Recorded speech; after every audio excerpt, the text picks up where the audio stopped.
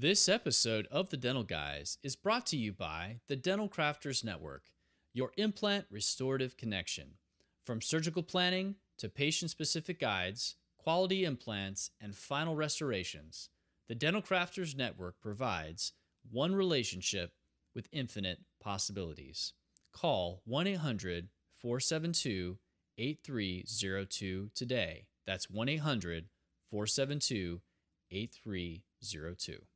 You're listening to The Dental Guys, episode 51. Walmart in a bottle. How to choose a bonding system. Can one bottle do it all? Is there really a one-stop shop in bonding agents? Is Total Etch dead? In this episode, we tackle one of the toughest questions in dentistry: how to choose a bonding system. And maybe even more important, can you really eliminate post-operative sensitivity in your bonding? We will condense 30 years of bonding research into 30 minutes and help you make the best decisions for your patients. It's all happening right here, right now, on The Dental Guys.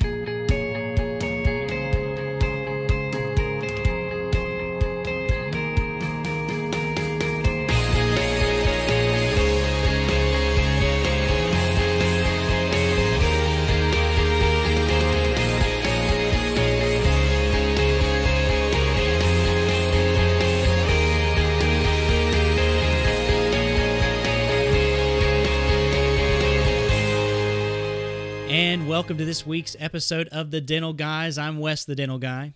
And I'm John, the Dental Guy. John, we're getting ready. We're planning for what John and Wes will be talking about at the Voices of Dentistry 2018 conference. Oh, that's right. We're starting to plan right now. Last year, occlusion didn't matter. This year... What are we going to come up with this time? I don't know, but this year it's going to be pretty special because the Dental Guys are going to be lecturing live on stage at the Voices of Dentistry conference, and we want you guys to be there. And we need you to head over to the voicesofdentistry.com immediately. Voicesofdentistry.com. Voicesofdentistry.com. You go there right now, and I know that we have a lot of students that listen to our podcast, John, a lot of universities, and a shout-out out there right now to some of those guys that are listening out there at Loma Linda. Right, John? Yeah, that's right. Yeah. I had a special visit from, it was surreal. Yeah, pretty sweet stuff right there. A little awesome. selfie in the op, yeah. you know. So, meet a student from Loma Linda. That was awesome. Listen, this is going to be right in your backyard in Scottsdale, Arizona. You guys can catch a quick flight, even drive right over, okay? Yeah. And we want you to be there. And here's the greatest thing about the Voices of Dentistry this year. They're offering a student discount.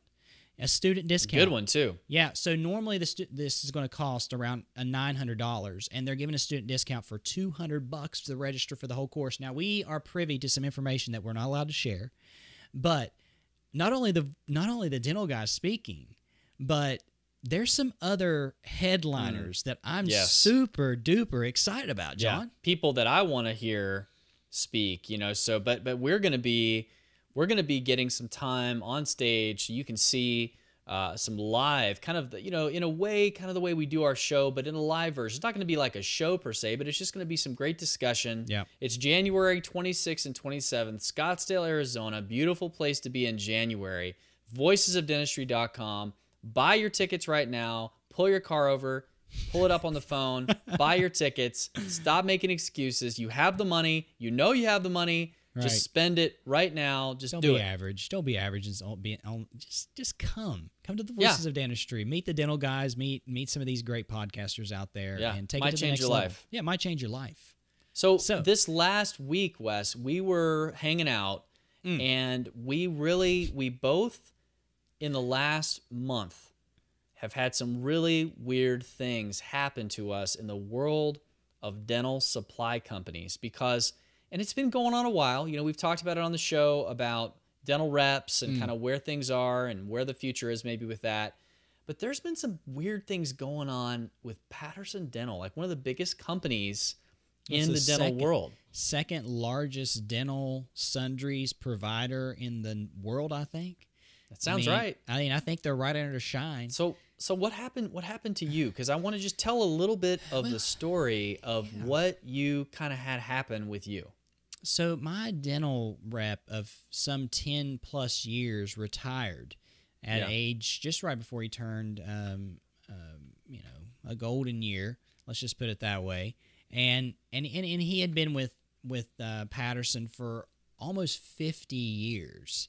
And I was fortunate enough to, him to take me on. I mean, seriously, I'm saying that a rep, I was fortunate because of how much he did for me.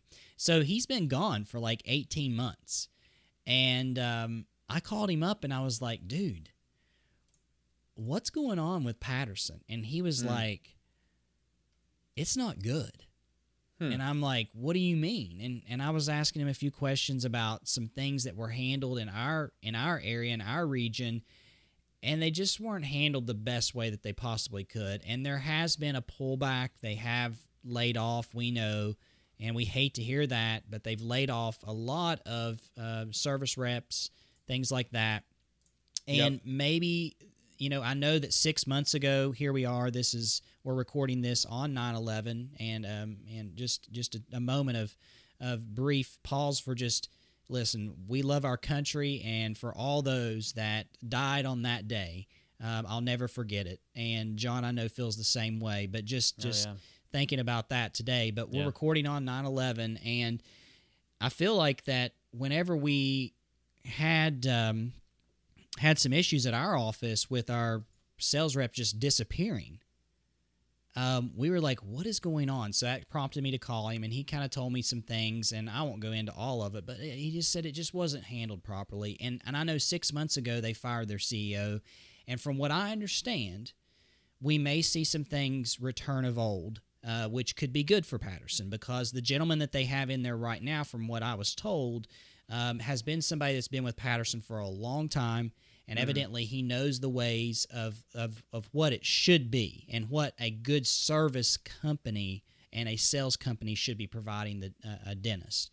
Whether that'll work today or not, I don't know, John. We're going to talk about this in the future a little bit more, but you had an experience at a recent meeting. Yeah, I was at a meeting about a month ago, and just, during one of the breaks, shooting the breeze with a couple dentists, which, we talked about how important that is. Going to these dental meetings, you learn some very interesting things when you're at the break. Sometimes you learn something at the break that helps you to understand what's going on. And I was talking to a couple of guys, happened to be two of them were CEREC users. One of them was considering getting into CEREC, was just asking some questions.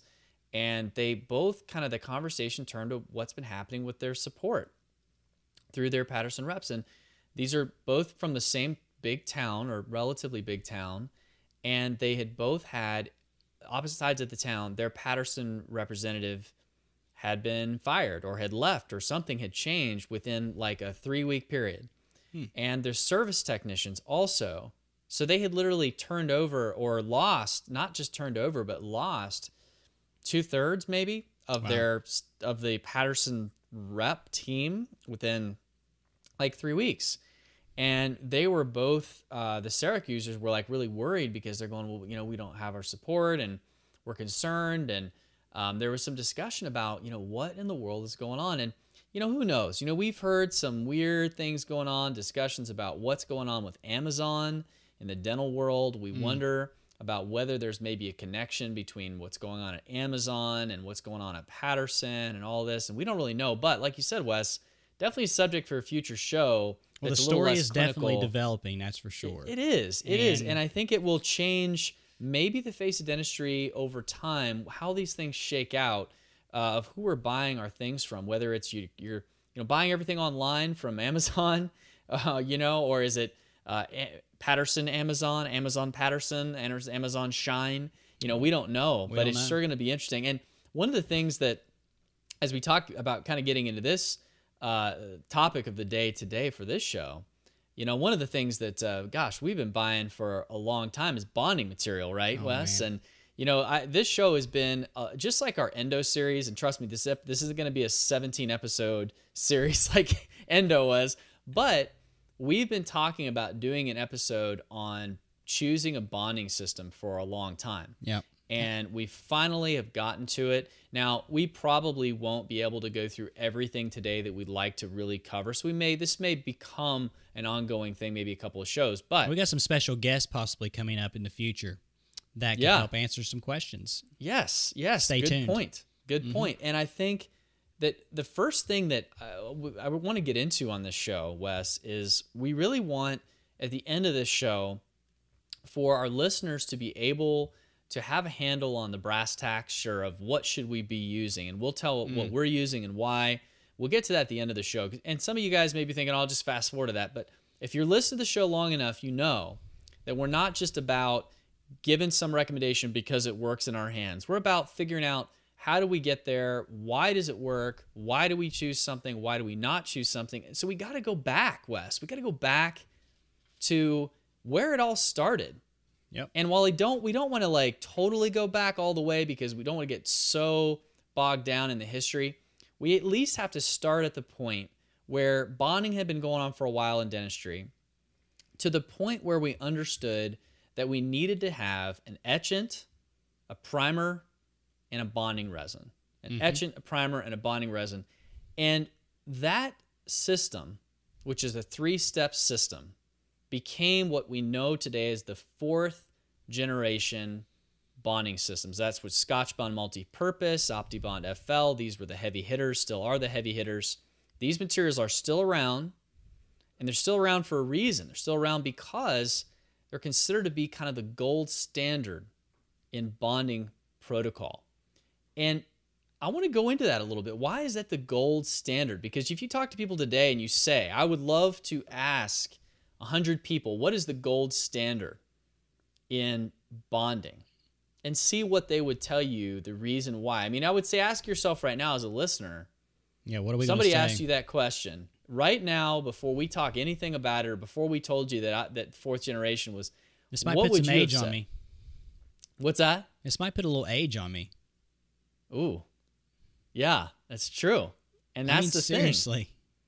Yeah, I mean, this is something that you will have to figure out, like, how are you making your decisions on this? You know, what if somebody asked you what's your gold standard, why would you say what you would say? But in the bonding literature, the gold standard is the 3-step etch, rinse, prime, air dry, bond, air dry, cure, and then it's time for composite. That might be very different than what you're using right now. And Wes, what was the next generation after that? Where did we go after we got through the 4th generation? What happened? You know, 4th generation included, things like Scotch Bond A and B, the classic A and B bottle, and OptiBond FL. And I was users of those years ago.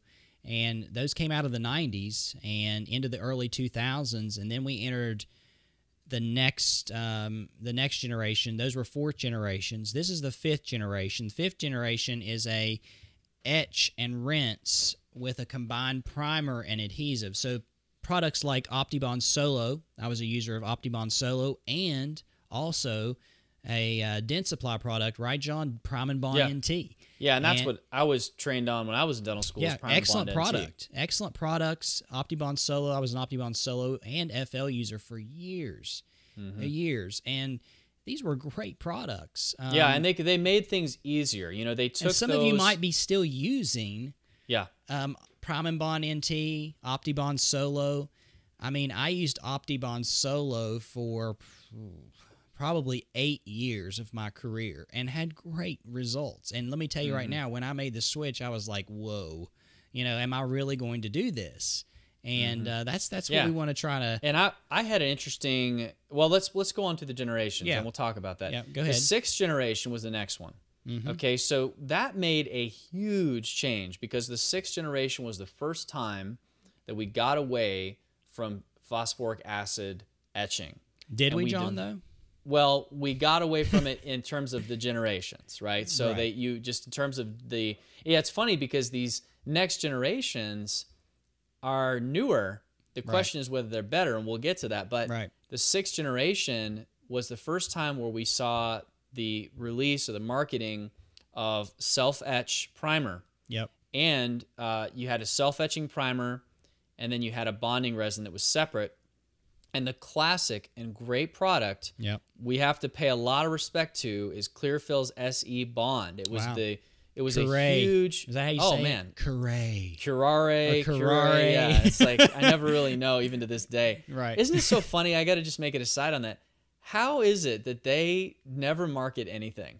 They are the worst marketers in the world, man. They're terrible. Like these Japanese companies, there are some great products. Tokayama's another one. Yeah. They don't know how to market. GC. Like I some mean, of they the greatest stuff in the world marketers. you never see marketing on. And if you do, it's like this little tiny thing. Or they have cartoon characters, like manga cartoon characters selling. You're like, guys, we're not in Tokyo. But anyway. Oh, man. But so Curare comes out with SE Bond and literally changes the way we think about success. Man, because many people were jumping on that, John. Oh, yeah. Like, you remember Ray Bertolotti? You remember when Ray Bertolotti discovered this product and he went crazy about it? Oh, my goodness. Because it was all he talked about. I'm like, do I need to be using this? I'm thinking, this is crazy. He messed with us. He even developed his own Prelude SE totally based upon being able to because he loved self-etchers so much. I remember when he did that. And there's some reasons why he did that. well, that's true. But I mean, he loved the product, and he was a big opinion leader. And then you also have the newer 6th generation-ish materials, which are a little different. But you've got products like OptiBond XTR, which is a 2-bottle self-etch system. It's a little different, but still has some of the same ideas. Right. And then we moved on to the 7th generation, Wes. Oh, man. And what was the 7th? Well, 7th generation is an all-in-one system. Basically, it is your Walmart in the box for bonding. You show up to Walmart and you're like, give me one bottle that takes care of it all. And it's like, here it is. And that's what it's got your etch, prime, and bond. Everything is in there. In one bottle. So, which seems crazy when you think about it. Is that even possible, John? Because... well, let's get into that. Like, can we go to Walmart in a bottle and can we pour it all in there, shake it up, and make it come out and work like as well as the old school? Because really, what we as dental guys have to because we just got to do it. We have to feel like we're using the best stuff, and if it means we got to go back to the old generation, I'll do it. If it means that it's going to give us more predictability. I would go back to that's kind of what I did solo, when man. when I got out of school, I was being taught, I was taught Primabond. I got into a practice where the dentist there was using Clearfill SE Bond, great product. I'd never used self-etching materials before, used SE Bond. It was good. There were some things I didn't like about it, super thick bonding resin, for instance. So I actually was, after doing some research on this stuff, I went back from the 6th generation back to OptiBond FL, and I use OptiBond FL. Well, no, you went back to 4th generation, dude. Or 4th generation, yeah. I went back to OptiBond FL. You dropped back 2 grade levels. Yeah, I dropped back, and I used that forever. I used it until 2.5 years ago. Yeah. So a big. It's funny because you and I both changed at about the same time. Because I was using Solo, and you were using Prime and Bond or FL. Yeah. Yeah, and we were like, okay, what are we gonna do? And I was like, man, I'm switching. So the question is, why do some of these work better than others? Anyways, we've gone through these generations and you've seen the Walmart in a box, like Wes said, and you've seen these combining, I love that, and you see the combining of these products. So here's really the key, and this is not because we're experts at this. We've just read a lot of crap on this, especially in the last little while, right? Yeah, we study. We both have nerds. Chemistry degrees. We love the chem. I love the chem. I love organic chemistry. Chem club president, dude. I was the chem club president. I was in a chem club. I know you were too. You had to be. So I worked in the chem stock room. Now that's right. Now you one up me right there. But did you go? I was in the stock room. No, I'm not gonna one up you. I'm done. I know you got it. I know you got it. You probably made your own fireworks or something. Let's just move. But okay. We're getting off topic. But we did. Yeah. But and I don't know how you knew this. But because we were into that stuff, we really like this. But okay, so here's the problem. Here's the problem. When you start combining stuff, right? Let's go back for a moment. Yeah. Why are the 4th generation ones good? Okay? Because you had what? You had an etch. We know what etching does. Right. we had a primer. 34% phosphoric acid. And Yeah. and how acidic is that, John? Let's go ahead and define that now. Yeah. So the pH point, it is 0.3. Wow. So remember ridiculous. that pH of 0.3. Okay? 0.3. Go ahead, John. And then you had a primer that was hydrophilic, okay, because you want that primer to penetrate into the dentinal tubules Right. as deep as possible Water after you've loving. opened them up. Water loving. Right. Mm-hmm. And then you wanted what? Because your composite is hydrophobic. Right. So you want So a you hydrophobic. dehydrate the surface and it turns it into a what, John? Yeah, you want a hydrophobic surface, right? So you're You want- taking something that is water loving. This is what's hard, guys. Yeah, Because this just remember. does not work right sometimes. You're taking something that is water loving and turning it into something that doesn't like water. Okay. Right. Now, let so me you explain want to this- have right. Yes, let- you want to have those different bottles, or at least that's why it worked well, because you started with the primer that was hydrophilic, and then you went to the bonding resin, which was hydrophobic, and it was a perfect fit for your composite because your composite's hydrophobic, and so it was this perfect bridge. But as you start adding these things together in the bottle, can you have excellent hydrophobic and excellent hydrophilic properties in the same bottle? Well, that was the question, and it turns out to a certain extent you can, but it starts to get sketchy once you get into especially the 7th generation, Right. because it's not hydrophobic enough. Right. And so what happens is you start getting water sorption into your bond, and it breaks down over time. There's lots of research to show this. And so you see that that is maybe taking it too far. But the question is in these middle ground areas. Yeah. What about 5th generation? But here's the thing, John. Let me Sixth just stop generation. here. Let's just kind of Yeah. clinical this up just a little bit. Yeah. You are never, okay, so some of you guys out there will work in a practice for maybe less than a year, and you'll do bonding, and you will see your stuff come back after 6 months, and it'll look like you placed it yesterday. Listen, I've been practicing for almost 15 years now, and I'm looking at the stuff I did 15 years ago and 1 year ago, and until you see your stuff 5 to 10 years out, you won't really know if you're doing a good job and if what you're following the protocol. So what you have to do is you have to trust somebody. Now, who are you going to trust? Are you going to trust somebody that's next door? You know, are you going to trust somebody that says, I've been doing this for years and this is what works in my hands?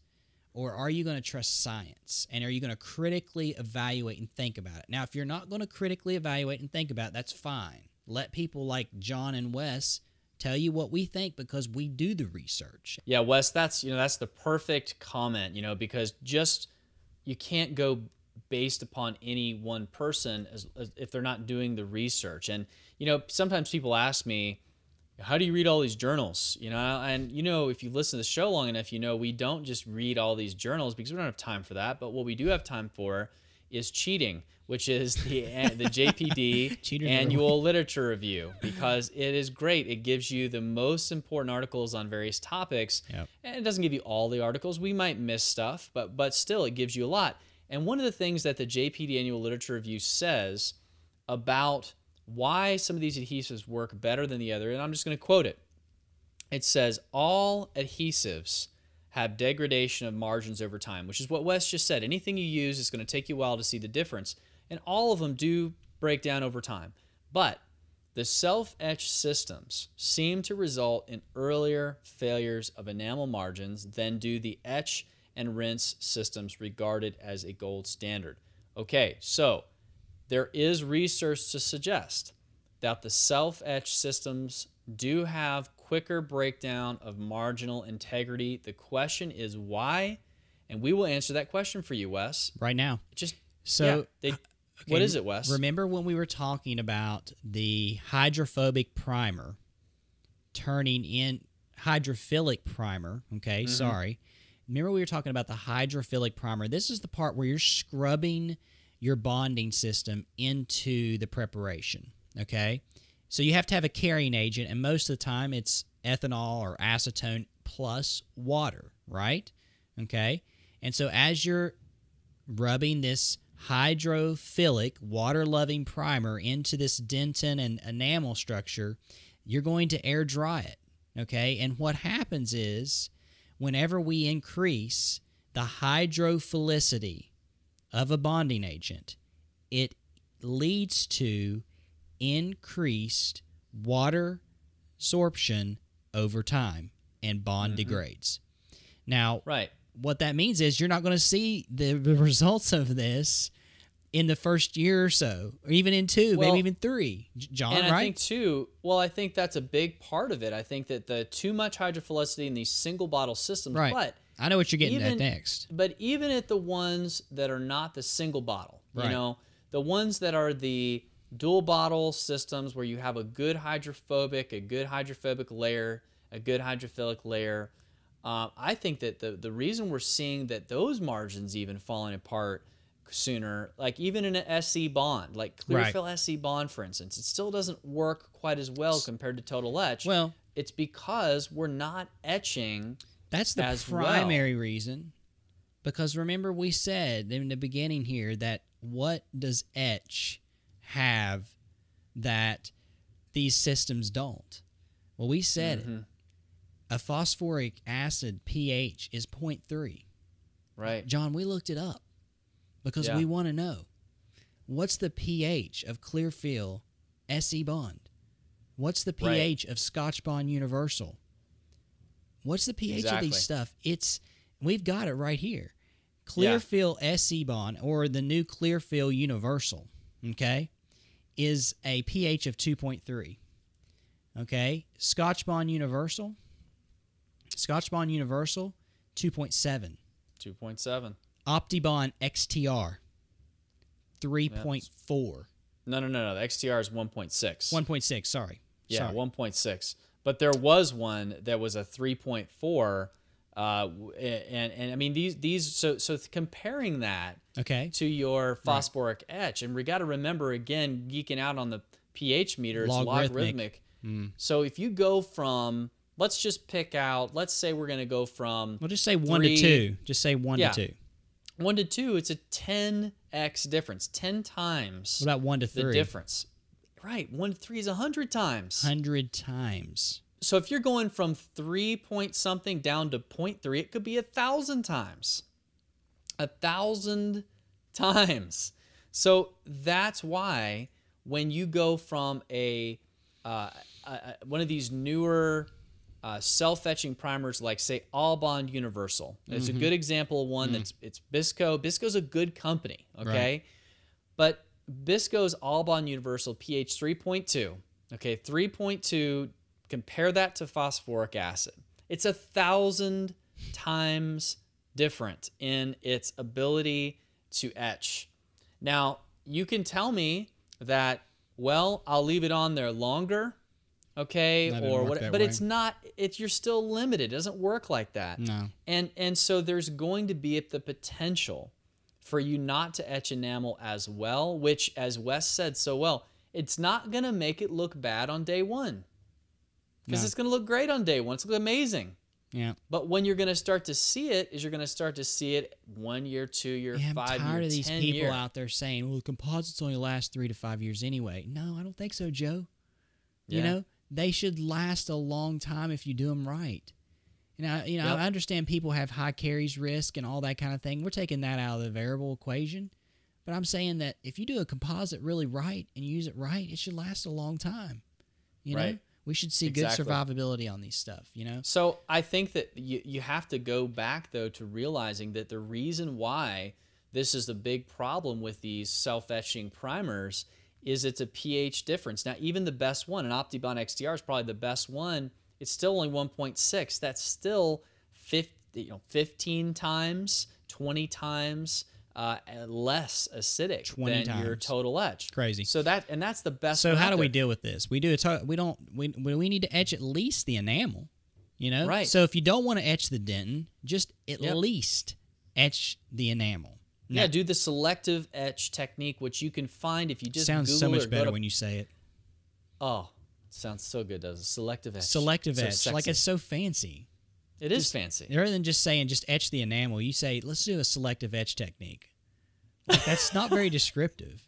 Let's get You're specific. Right.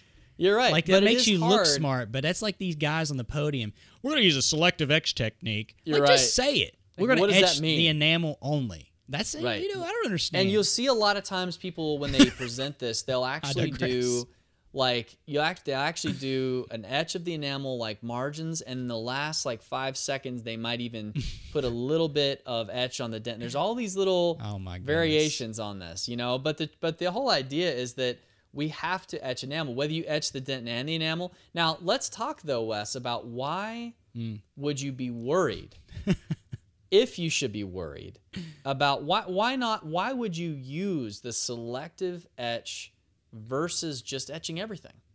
You're saying, what's the problem? You're saying, like, should we be etching dentin, John? Like, should we be using the total etch technique? Right. Versus the selective fancy on etch. us here. Now, let's start using some fancy terms. Let's just throw some etch down in our prep, you know, and etch it for 15 seconds and just etch. And here's the thing, guys. Here's people out here. I heard it the other day on another podcast. I won't name names. But I heard somebody say, you shouldn't be etching dentin. That's why you're having sensitivity. And I'm like, huh? Because I've been etching dentin for 20 years, you know? Right. Not 20, but 15 years I've been etching dentin. I would use a total etch technique. Now, I have good reason why I use total etch technique. And I think maybe it gives me a little something extra, you know?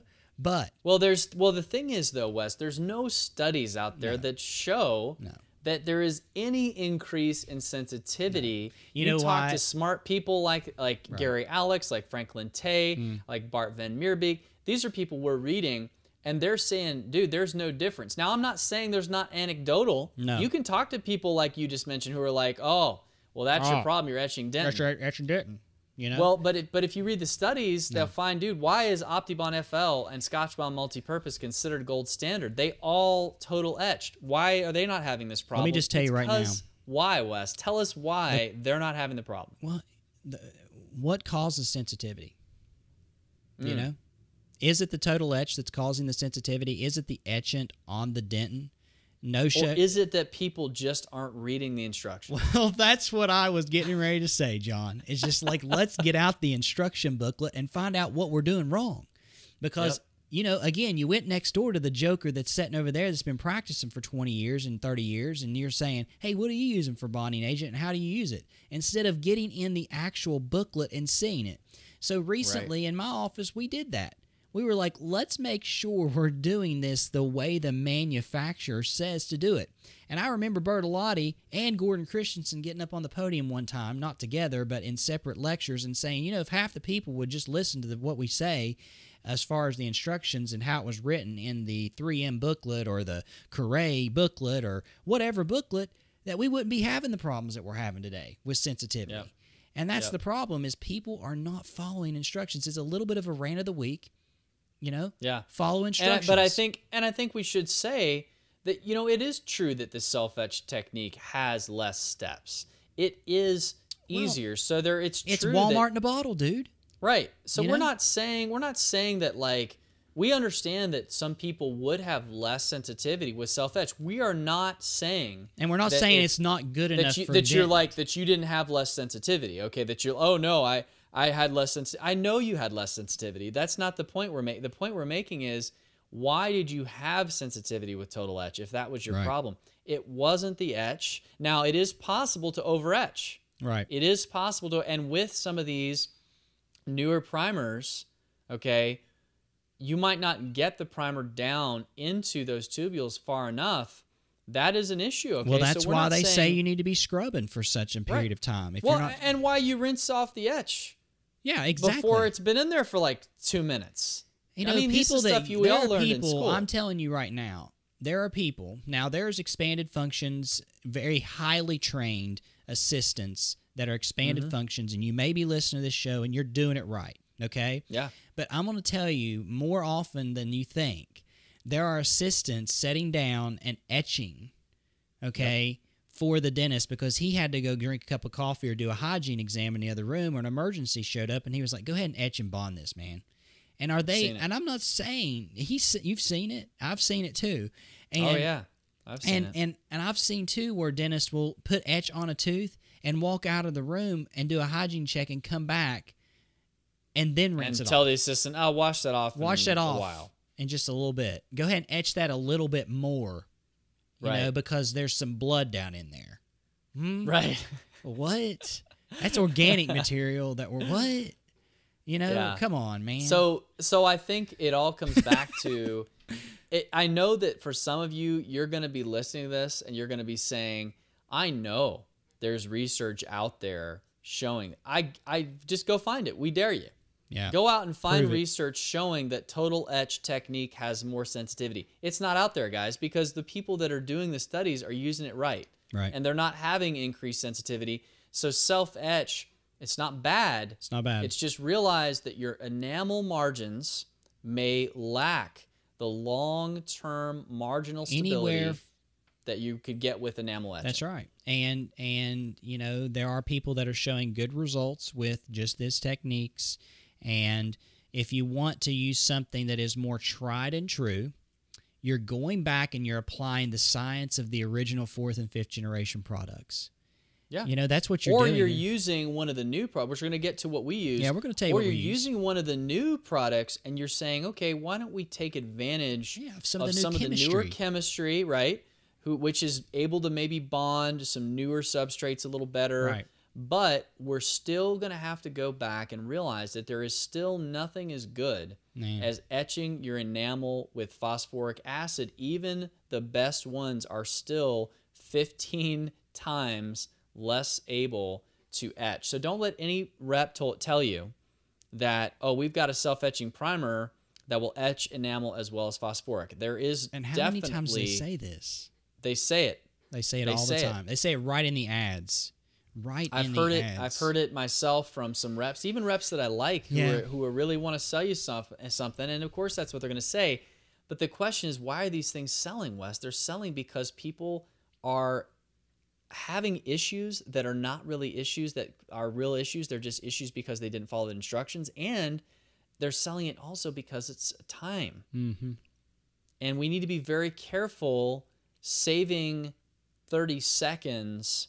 How long does it take you to redo a composite? Right. Because that patient is having sensitivity. How long does it take you to be upset when that patient calls back and says, "I'm going to another dentist because my fillings always hurt every time you do it"? I hate explaining myself out of these situations. It's really hard. Spend the extra minute here. Yeah. And Wes, you made a good point. Don't delegate bonding to people if they're not as highly trained as you. Highly qualified. EFTAs can do a good job. I just think that it's rare to see dentists who hold their EFTAs up to the standards they should have. It's not the assistant's problem. It's the dentist's problem. When are we going to stop performing our best just on examinations? Meaning like when we take our board exams and when we take our regional exams, when are we going to stop just doing the best for those exams and start doing the best every day? Man. Well, I think when you come to this point in the show, you go, all right, so you guys, you've told me what the generations are. You've told me why some of these newer ones aren't as good. You've told me what, there's the difference between enamel bonding with phosphoric and blah, blah, blah. So they want to know now, Wes, they want to know what we use. But before we talk about that, we need to ask you a question. Have you ever asked your lab about bonding?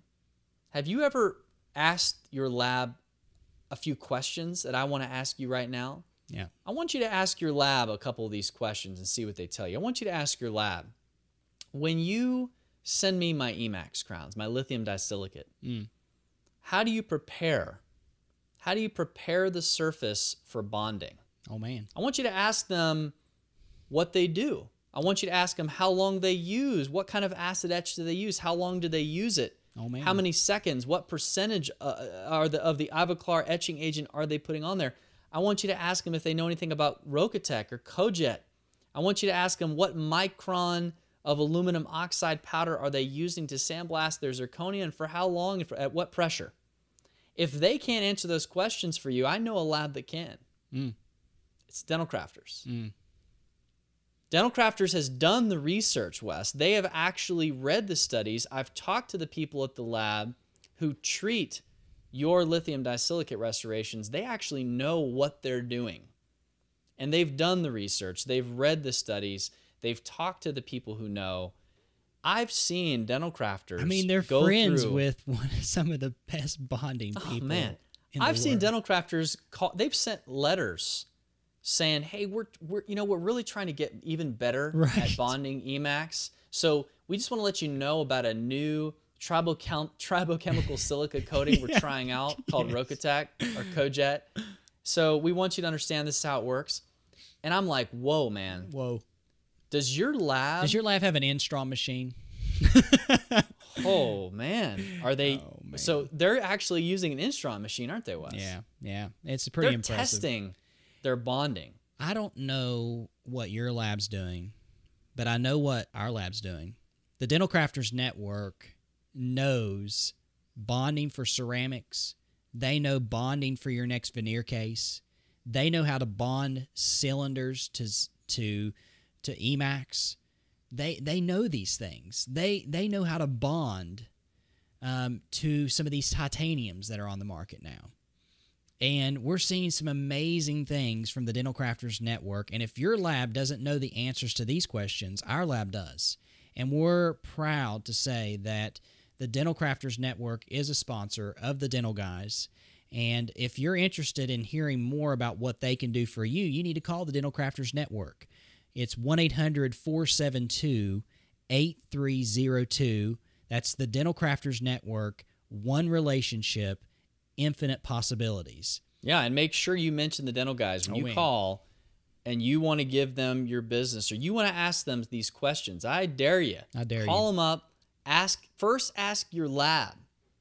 And I guarantee you they probably won't know. And if they don't know, you got to be very careful because it's all on you. And what I want is somebody backing me up. And then call the Dental Crafters Network. Say, hey, the Dental Guys told me to call and ask you some questions. That's right. And I guarantee you'll get the answers. So check them out. Check them out. So what should we be using, John? What type of bonding agent should we be using? We've got 6th and 7th generation that kind of seems like the most popular right now. We've still got some people using some 4th and 5th generation products, however, but the majority of our listeners are probably using 6th or 7th generation. And the new universal bonding agents are good as far as their adhesive properties, but, and maybe they have some potential to be bonded to some newer substrates. Like maybe better to some of these newer ceramics that we're seeing on the market. But there are some problems. And it's the idea that we mentioned before that we be using these to etch enamel in a total etch situation, or in a Walmart in a bottle. Like basically this is a one step, throw it in your prep, scrub it in there, air it off, cure it, whatever, and you're done. That may not be the right way. And so do we need to total etch or selective etch for these particular 7th generations, John? Yeah, I mean, I think that's where we need to go here is we need to realize that the universal bonding agents, just to kind of define them, they were designed to say, well, can we bond to everything with one product? And it's a good idea because some of these new bonding monomers they came up with, and we're going to geek out here, but like 10-MDP, GPDM. You see these being used in new cements. You see these being used in these new bonding agents, and they are amazing in that being a new generation of bonding to different things that before we had to use this product for bonding ceramic, this product for bonding to precious metal, this product for bonding to tooth.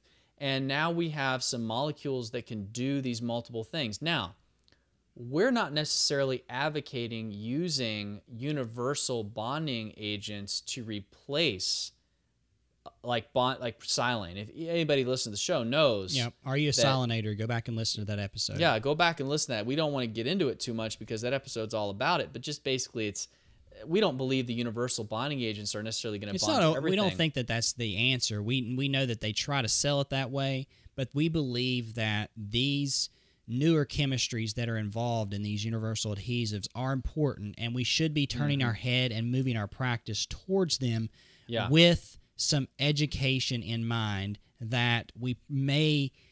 I'm going to say that we should be either using a selective or a total etch technique, John, and with these universal adhesives, because I'm concerned. Not going to. Yeah, we still have to realize that the data, the research out there does not support just using universal bonding agents alone without a total etch.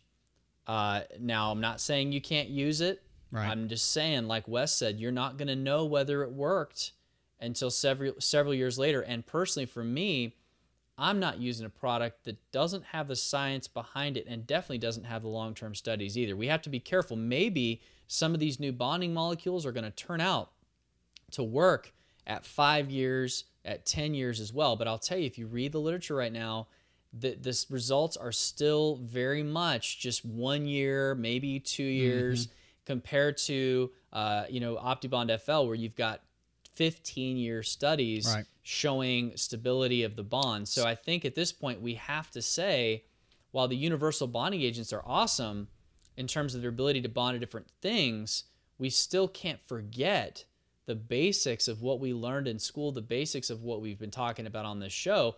And so for you, Wes, what's the product that you use day to day, and how do you use it?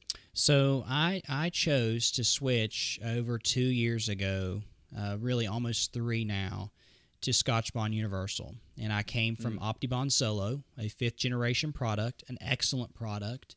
And I was doing total etch. I knew at the time when my 3M rep sold it to me, and literally sitting in my office, and I'm looking at him and I'm thinking, man, you got to be kidding me.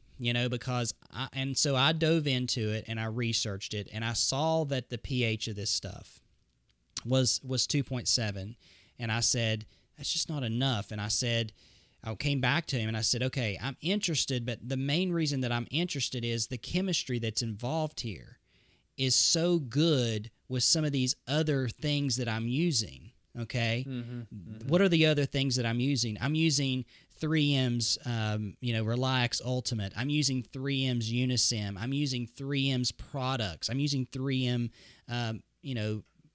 Bulk 1 material. I'm using Filtex Supreme. I'm using veneer cement. So you start looking at what the chemistry was with those products, which a lot of times, if you look at studies, the breakdown really doesn't happen at the enamel margin. It happens at the adhesion between the actual composite and the resin layer sometimes. And so I was like, hey, 3M's got this worked out really well with this new universal product. And I looked at him and I said, but can I still total etch? And he was like, yep. And I said, okay, tell me how to total etch this. And he said, well, the manufacturer recommends that you total etch for 15 seconds, which is what I typically do. I use Ultra Etch from Ultradent, which does have some interesting properties. I love the way it rinses off. I'd recently tried out a generic phosphoric acid etch from Darby Dental. John and I had an opportunity to try it together whenever we were on a missions trip. We were like, dude, this stuff's pretty sweet. I used it solid for 2 months, and I wanted to throw it in the trash because I couldn't get it to rinse off well. It didn't place as precise as I wanted to. I went right back to Ultra Etch, and I've never been more happy. So I etch for 15 seconds. I take, and a lot of times I'll scrub the prep after I've rinsed with Concepsis, which is a chlorhexidine product from Ultradent. Now, we could geek out a little bit about chlorhexidine and does it really, a surfactant-free chlorhexidine, let's say that, which is Concepsis, does it really help you with some things? And there is some maybe, okay? But for the most part, you can go etch 15 seconds, Scotch Bond scrubbing the dentin for 20 seconds, okay? We're scrubbing for 20 seconds, getting it all over the enamel. And then here's the thing.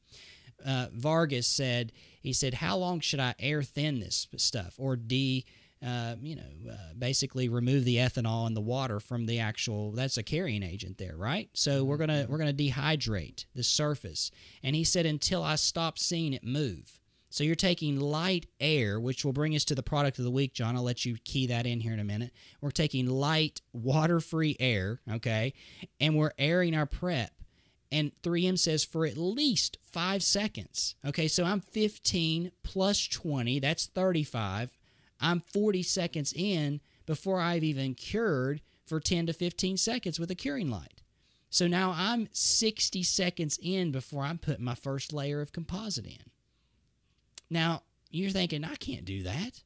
Then you don't need to be using Scotch Bond Universal. I'm just going to say it. Right? Sure. I mean, are you disagreeing with me? No, I completely agree. I think that you've got to spend the time. You got to spend the time. You got to spend the right. time. Think about that. Think about that. You're 50 to 60 seconds in at your best. That's if you've got just a standard prep. If you got a big MODL, you might add some time to scrub. You know? Yeah. You might add some time to scrub. So, John, that's what I'm doing right now. I feel like I do need to etch because, again, I quoted you in the beginning when we were in production meeting, is that 2.7, man. It's not enough. Yeah. It's not enough. Yeah. Well, when I made the move over from OptiBond FL, I made the move to OptiBond XTR. And XTR is a little different than Scotch Bond Universal because it's a 2-bottle system, so it's more of a 6th generation. So it has a self-fetching primer as bottle 1, and then a bonding resin. So you do get a little bit more probably hydrophobic, hydrophilic separation, which is good. But the way that, of course, they sell it is it has the lowest pH of any of the self-etching primers. So, it's going to etch enamel great. Well, I don't buy that. Yeah. I don't buy that. And so just like Wes said, I'm still total etching. Now, I don't. In some situations, I don't. You're selective etching sometimes. Yeah, right? I'm in selective etch mode most of the time. And if I'm all indentin, like if I've got a class 5, where I'm indentin and cementum, I'm not always even doing etching, selective etching, because in these situations like that, I know that it's a mainly dentin restoration. But the that's pH very of rare. the XTR is 1.6, so it should be. And even the Scotch Bond, scrubbing it in, it's 2.6. It's enough for dentin. Yeah, exactly. It's perfect for dentin. And so I feel like when you're in a mostly dentin situation, then selective etch is great. And I use selective etch. I use the Bisco's etch, which I like a lot. Select Etch HV. It's high viscosity. It's great for selective etching because it stays where you put it. But I think that my switch over was mainly because I looked at what was going on with these universal bonding agents and thought, wow, this is pretty cool that you can have the potential, as Wes said, to interact with the chemistry of your other materials. The same thing. If you look at, for instance, I use the Kerr NX3 cement. Well, OptiBond XTR has the activator for NX3 cement in it. Same thing with 3M. Yeah, so you can now you don't have to add. cure. Right, you don't have to add another step. You can cure that bonding agent onto the tooth, and then you place your cement, and it goes in, and it starts to cure automatically, catalyzes the dual cure. So things like that make it work better with other materials and chemistries. I don't rely on it for bonding ceramics, just like we talked about, even though they advertise that. And I don't rely on the self-etching. Yeah, I don't rely on the self-etching, but I do like the fact that you're getting the advantages of having these newer bonding molecules that may work a little better than the older ones, but we're not relying on that. We are still old school, doing it how the literature supports. So I think what we have to take from this is if you're looking at products, you need to look at a product where you can selectively etch or you can total etch. It's fine if you can do it, have a self-etch mode as well, but do not rely on the self-etch mode. If you're doing the self-etch mode alone, just be aware that you may see some bond breakdown over time. You might want to look into products that have, as Wes mentioned, using a product like a chlorhexidine product or benzalkonium chloride.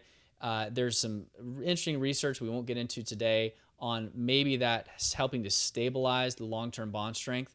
But like Wes said, it's going to take time here. None of these things are fast. I didn't really save any time going to XTR. I mean, I'm still doing etch, prime, and bond, just like FL. Why would I change? Well, I changed because of the newer molecules, the newer activation, the better interaction between I didn't gain products. anything, but just I feel better about my bond to my other chemistry. To other chemistry. That's more of the key. stuff stays the same in my opinion, and maybe it's a little better, maybe it's not. Right. But maybe it is. Maybe it's not worse. It's not and worse. It might be better. Right. And so that's what you have to think about. Don't look at this as a time savings. If you're looking at it as a time savings, we're not there yet where we can say that we're proven that saving time is equivalent. At this point, you got to spend the time to do it right. Mm-hmm. That brings us to our product of the week, which has been on here before. Yeah, but it really works with this discussion because Wes said a phrase earlier when he was talking about air thinning. He said water-free air. And guys, that sometimes sucks. For me, a couple years ago, I wasn't always getting water-free air. I was sitting there with my air water syringe, or my assistant was, spraying it on a glove or on the patient napkin. I'm watching these little droplets of air. I'm like, I hate this. I'm replacing O-rings all the time in my air water syringe. I'm replacing air water syringes. I'm trying to find different tips. This is a good follow-up because it's been a couple years since we've talked about this. Yeah, exactly. And here we are a couple years later, and you still love it. So then all of a sudden, somebody at some show that I went to goes, hey, you want one product that changed my life? Air water syringe tips. I was like, you idiot. I was like, that is the dumbest idea ever. And so then, but I looked it up. And I was like, okay, this is interesting. Kerr Seal Tight Air Water Tip System. And it's a system because it's a tip that goes on your air water syringe, and then there's disposable tips that push into this thing. Every single tip has its own O-ring. Yep. Every single tip has its own separator into it. So when you use it one time, you throw it away.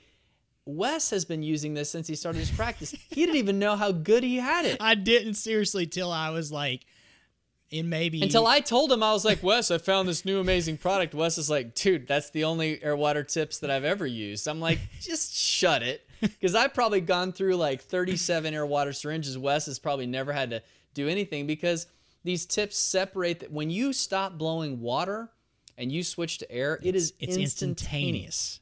Yeah. It's like it sucks it up. It's like, where did the water go? It is dry air on demand. It is amazing. And, KerrDental.com, just check them out. Type in Seal Tight, SEAL-TIGHT. Yeah. It's not any more expensive, too. I looked at like the little kits are like $20 and they make for colored ones, too, John. Yeah. Oh, they do make colored ones. Yes. My girls love it. Yeah. But the little kit is like $20 in a syringe, okay? And you only have to buy that one time, and then it lasts forever. And then the syringe tips are the same price as you're going to buy like the cheapies, believe it or not. They're not any more expensive, but they make a world of difference. Kerr should be paying us. They're not a sponsor, but we have sold this thing twice, but it is worth it because this is a great product. And if you're doing bonding, you've got to. The only other thing I would say is if you're not going to use these, get a syringe. And I've seen offices like this where they just have a separate syringe that only has air and no water. And I like that idea. If you're doing bonding and you don't want to invest in one of these tips or something, just have a separate syringe. It's just with air, but that's annoying because your assistant's got to keep track of that, and so just check out this product. It's a great product, guys. Great product. Check it out. Hey, so here we are again at the end of the Dental Guys episode, and I just want to say, for those that you've listened for a long time, if you haven't head over right now to iTunes and leave us a 5-star review. We need more reviews. Please do that. That's huge for us. If you're on Facebook, go like our Facebook page. Leave us a review there. Send us a shout out via private messenger. Send us a question, on Twitter at the Dental Guys, on Facebook. We want you to be a part of our community. As the Dental Guys continue to grow, we want you guys to grow, and we do that through interaction. And we get questions all the time. It seems like every day or every other day we've got people asking us questions. I mean, it's unreal, and we love the feedback, and this is why we do the show. We do the show because we know you guys are listening to us, and we're going to continue to bring you high-quality content and continue to just try to take it to the next level. We always want to do that. We always want to challenge what we're doing and what we're saying, so don't be afraid to challenge us. We're humble. We're going to remain humble, and we're going to remain hungry, and we're going to try to remain smart for you guys so that you can always tune to us. So for Wes and John, we are the Dental Guys.